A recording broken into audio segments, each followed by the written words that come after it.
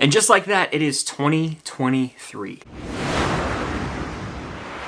What's going on, guys? I'm Chris and welcome back to another video. So today I'm going to be talking about my top 10 most anticipated movies of 2023. Before I give you guys my top 10 most anticipated movies of the year, be sure to hit that like button, comment down below your most anticipated movies, and be sure to subscribe and hit that notification bell so you can be notified for all my future reviews, reactions, rankings, all that good stuff. So I have a few honorable mentions that just missed my top 10. I'll go ahead and rattle those off real quick. We got the Haunted Mansion movie that we're getting from Disney. Anytime Disney puts out a movie about a ride, you can consider me excited. I love Disney World. Blue Beetle, the DC movie with Xolo Maridueña from Cobra Kai. Wonka with Timothy Chalamet playing Willy Wonka. It's a musical, I heard. Oh my gosh, that's gonna be a must. Spider-Man Across the Spider-Verse. I believe this is a part 1 of 2. I really enjoy the first Spider-Verse movie. The trailer hasn't showed much, which is a good thing, but it's gonna be crazy. It's gonna be a fun time. So those are my honorable mentions, but coming in at number 10 for me is a movie called Sharper that's going to Apple TV Plus in February, starring Sebastian Stan and Julianne Moore. And I believe a few other pretty reputable actors. Sebastian Stan plays a con artist. That's really all I need to be sold on a movie. He's playing a con artist. He looks like he's gonna go crazy in this movie, which again, he historically does in most of his supporting roles. It seems to be a thriller, and when I read con artist in the description, I was like, is it going to be a very dark version of Catch Me If You Can, like something along those lines? If so, I'm all in for this movie, and it could be one of the bigger surprises of 2023. But coming in at number 9 for me is going to be The Ballad of Songbirds and Snakes, the upcoming Hunger Games prequel movie that is actually based on a book that I haven't read. Maybe I'll read it by the time this movie comes out in November. But Rachel Zegler's in this movie, and I believe Peter Dinklage is in the movie as well. But the main star of this movie is going to be a young President Snow. It's set years before the first Hunger Games movie. Seeing like the little teaser trailer they put on the theater that was just like the logo forming got me excited because it was playing that classic like Hunger Games theme score, and I was just like, this is a world of movies that I grew up with in my middle school age years. I went to the theater every year and saw the new one, and so it's gonna be fun to go back to the theater and dive back into this world, learn a little bit more about President Snow, get a backstory on him, and really kind of see why he is the way that he is, that being extremely evil when the Hunger Games movie rolls around. Number 8 on my list is actually Ant-Man and the Wasp: Quantumania. I'm excited for this movie because A, I love me some Paul Rudd, and him as Ant-Man is one of my favorite current MCU heroes that's still living. But we've got Kang the Conqueror getting his first like feature villain role in the MCU, and I think that's just going to be fantastic to see. But also the movie looks trippy as hell. Like, I don't even think it can be compared to any other MCU movie in terms of just how wacky it looks. Like, the whole movie based from the trailers looks like it is literally in space, like it's in this weird quantum realm essentially. Like, that would make sense. And that's really all I have to say. Most of the time MCU movies make this list, Ant-Man is getting his trilogy. Number 7 on my list is Barbie, a movie that comes out the same day as a movie I'm going to talk about in a second. But Barbie stars Margot Robbie as Barbie. That's all you really need to know. It's also directed by Greta Gerwig, who's done fantastic movies such as Little Woman and Lady Bird. Not only do I think this movie is going to be a lot of fun, but it has a star-studded cast. Ryan Gosling's playing Ken, which might actually be the main reason I want to see this movie. I'm not making this up. I had a dream I was best friends with Ryan Gosling the other night. It was a pretty sick dream. I didn't want to wake up from it. Number 6 on my list is probably not on a lot of you guys' list who are watching this video. Saw 10, aka Saw X, I believe, which that has to be the title in my opinion. But the reason I'm so pumped for this movie is, if you guys didn't know, I'm a pretty big fan of the Saw franchise. Now, the first Saw movie, one of my favorite horror movies of all time. I also really enjoyed Spiral, and the first 3 movies, like the trilogy,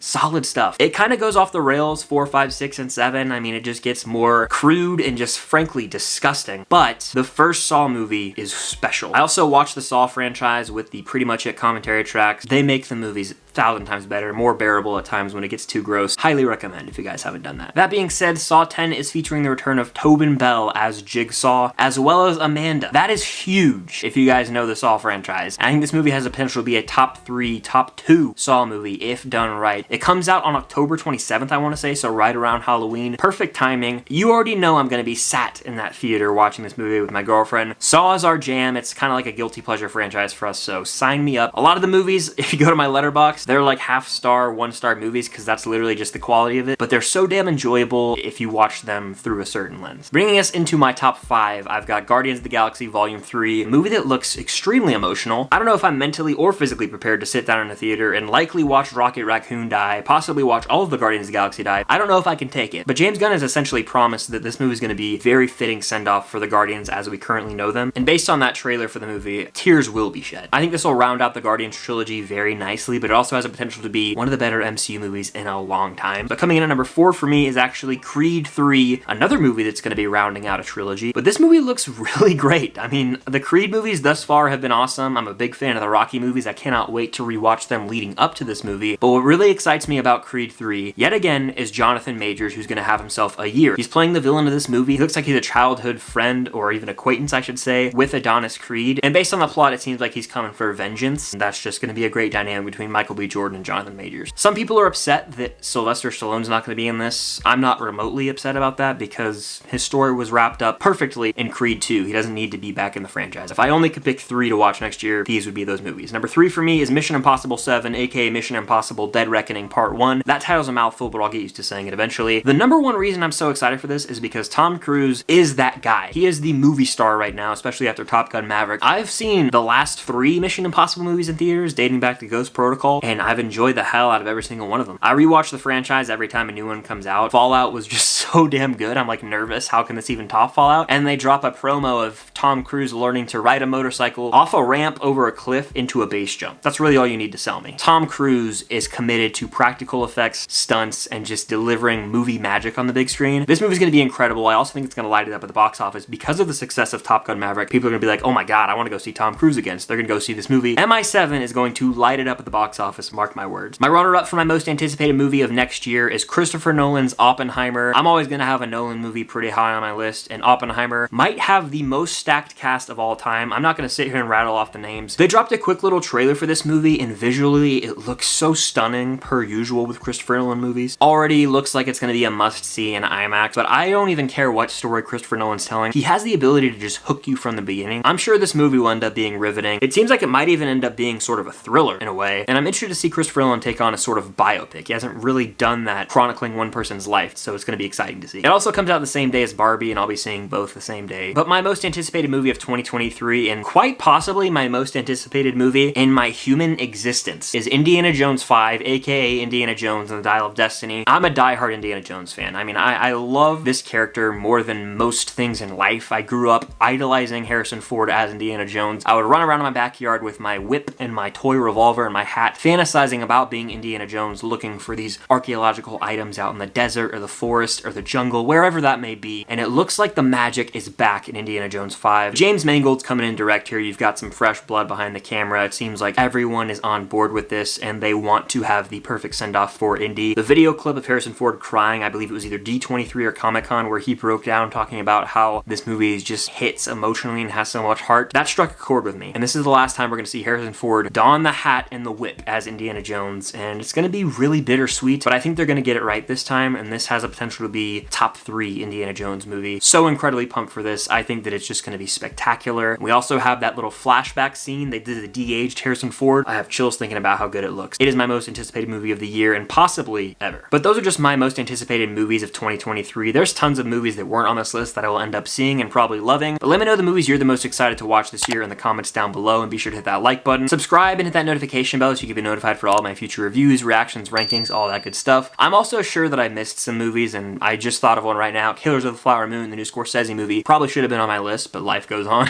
Let me know again the movies you're the most excited to watch down below, and until next time, I'll see you guys later.